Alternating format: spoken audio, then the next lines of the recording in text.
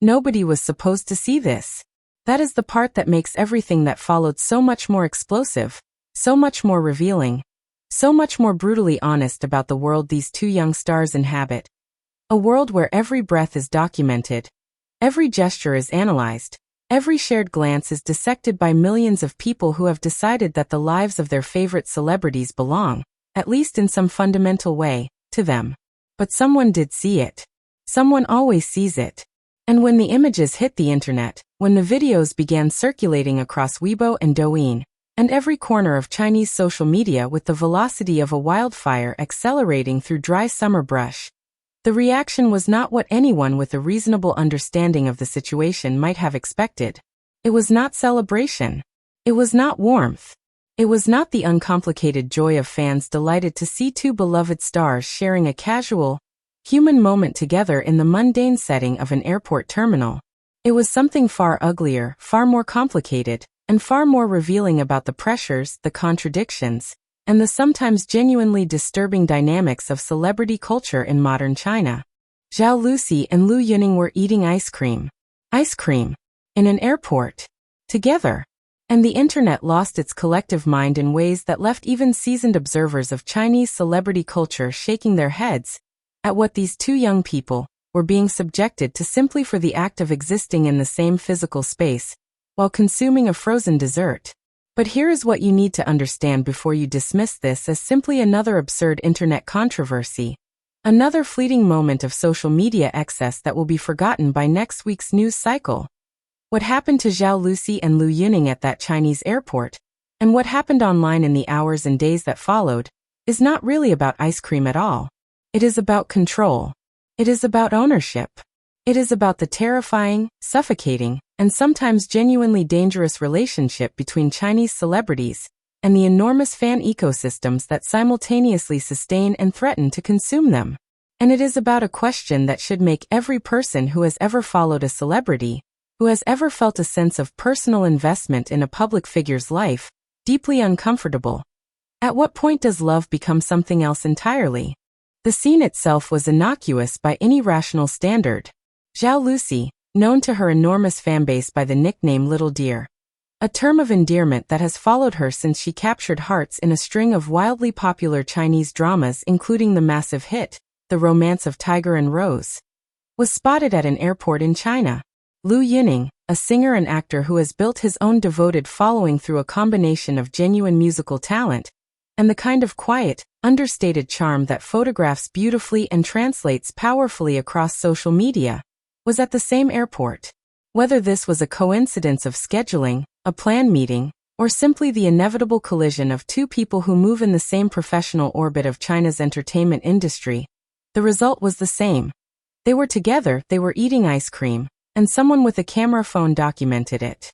The images and video clips that emerged showed two young people in what appeared to be a relaxed, comfortable, entirely ordinary moment. The kind of moment that most human beings experience countless times in their lives without anyone caring in the slightest. For Zhao Lusi and Liu Yuning, that ordinary moment became the trigger for an extraordinary eruption. What followed the spread of those images across Chinese social media was a spectacle so simultaneously fascinating and disturbing that it demands serious examination. The criticism that descended on these two celebrities was not, in the first instance, about the ice cream itself, though as will become apparent, even that detail eventually became a battleground in ways that expose some deeply strange priorities among segments of their respective fanbases. The initial wave of reaction was about something that has been lurking beneath the surface of Chinese celebrity culture for years, something that has been building in intensity as the idol industry has grown, and as the parasocial relationships between stars and their most devoted followers have deepened into something that increasingly resembles not admiration but possession. Zhao Lusi has, in the years since The Romance of Tiger and Rose, made her a genuine national phenomenon, accumulated a fanbase of staggering size and intensity. Her followers on various platforms number in the tens of millions. The most dedicated among them, the people who track her schedules, who purchase every endorsed product, who stream her dramas multiple times to boost ratings, who organize birthday projects and light shows at concerts, who spend their own money and hours of their time in service of an idol who does not know them, and will almost certainly never meet them, have developed a proprietary feeling about Zhao Lusi's life that goes far beyond normal admiration.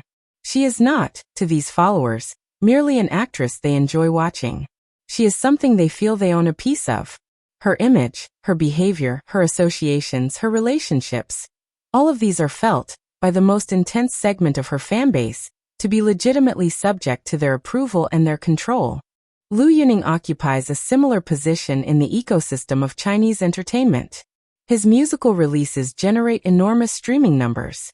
His acting projects attract fevered anticipation. His social media posts, carefully curated, as all celebrity social media posts are, to project a specific image while maintaining the carefully calibrated mystery that sustains fan interest, generate hundreds of thousands of interactions. And his most devoted followers have, similarly, developed a relationship with him that crosses the line from appreciation into something more territorial, more anxious, more invested in controlling the narrative of who he is and who he is allowed to spend time with. When these two fanbases collided over the image of their respective idols eating ice cream together in an airport, what erupted was a perfect storm of every toxic tendency that has been building in the Chinese idol fan culture for years. The criticism came from multiple directions simultaneously, and understanding those directions is essential to understanding what this controversy actually reveals about a cultural moment that deserves far more serious examination than it has typically received. From one direction came the voices concerned about the ice cream itself. And yes, this requires a moment to absorb because the idea that adults on social media found the time and energy to criticize two professional adults for the specific food they were consuming in an airport is the kind of detail that sounds satirical, but is entirely real. The criticism centered on the notion that ice cream is unhealthy, that celebrities have an obligation to model appropriate eating behavior for their fans, that the consumption of frozen desserts in a public setting was somehow inappropriate, unprofessional, or damaging to the carefully constructed images that these stars are supposed to maintain at all times. This strain of criticism, while perhaps the easiest to dismiss as pure absurdity, is actually revealing of something important. The extent to which Chinese celebrities, particularly younger ones who have built their careers through the idol system, are expected to perform a kind of perpetual, flawless, curated perfection that leaves no room for the simple human act of eating what you feel like eating when you feel like eating it. The expectation of constant, unwavering perfection imposed on celebrities by their most demanding fans is not unique to China. Versions of it exist in every fan culture around the world. But in China's specific cultural context, where the idol industry has in recent years been shaped by the mechanics of competitive fandom, where fans are encouraged to think of themselves as family to their idols, where streaming numbers and chart performance are directly tied to organized fan labor, and where the parasocial bond between star and follower is actively cultivated as a commercial mechanism, this expectation takes on a particular intensity. The idol is not allowed to simply be a person. The idol is a product, a project, an investment, and the fans who have invested their time, their money, and their emotional energy feel entirely entitled to impose standards on that product that no ordinary human being could meet. From another direction came the criticism that was, at its core, not about ice cream at all but about the simple fact that Zhao Lusi and Liu Yuning were together. This is where the controversy becomes genuinely complex and genuinely uncomfortable to examine. A substantial portion of both stars' fan bases, not the majority almost certainly but a vocal and disproportionately influential minority, has a vested interest in maintaining a specific kind of fantasy relationship with their idol. For these fans, the idol must remain, at least in fantasy, available, emotionally, romantically, imagistically available, to the fan who loves them. The idol's real-world relationships are not merely irrelevant to this fantasy, they actively threaten it. And so when images emerge of Zhao Lusi and Liu Yuning sharing a casual, friendly, entirely ambiguous moment over ice cream, these fans experience it not as a charming glimpse of two colleagues interacting normally, but as a threat, a provocation, a violation.